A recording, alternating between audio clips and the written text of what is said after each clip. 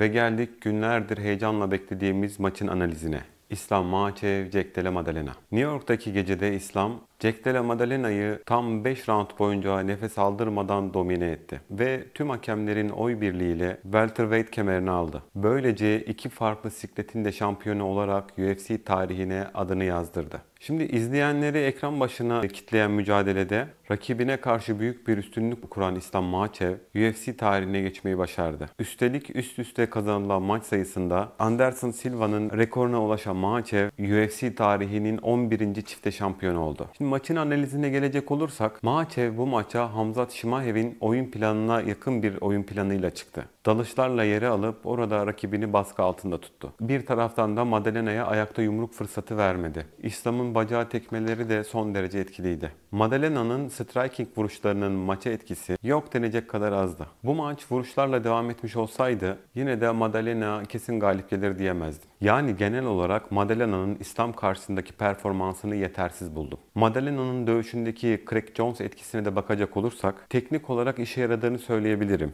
Fakat daha önceden de söylediğim gibi maçta güç faktörünün belirleyici olduğunu gördük. Maddalena, İslam'ın yer oyunları karşısında iyi mücadele etti. Ancak hem dövüş stili hem de gücü İslam'ın karşısında yetersiz kaldı. Maddalena, yerdeki pozisyonlarını toparlayabilmek için varlık gösteremedi. Ancak submit'te olmadı. Maç öncesi videomda da belirttiğim gibi Maddalena İslam karşısında kolay gözüktü. Analizimi tekrar izlemek isterseniz ekranın sağ köşesinden videoya ulaşabilirsiniz. Gecenin bir diğer maçına gelecek olursak Valentina Shevchenko, Zhang Weili. Valentina Shevchenko rakibi Zhang Weili karşısında maça oldukça iyi başladı. Maçta Shevchenko'nun gövdeye tekmeleri etkili oldu. Shevchenko'nun takedownları Zhang Weili'yi çaresiz bıraktı. Aynı İslam Makhachev ve Jack Della Maddalena'nın maçında olduğu gibi burada da baskın taraf Valentina Shevchenko'ydu. Shevchenko büyük bir dominasyonla kemerini korumayı başardı. Sırada Michael Morales ve Sean Brady maçı var. Michael Morales, Sean Brady'nin dalışlarına yumruklarla yanıt vererek rakibini engelledi. Sağ ve sol direkleriyle etkili yumruk vuruşlarıyla Brady'yi ilk roundda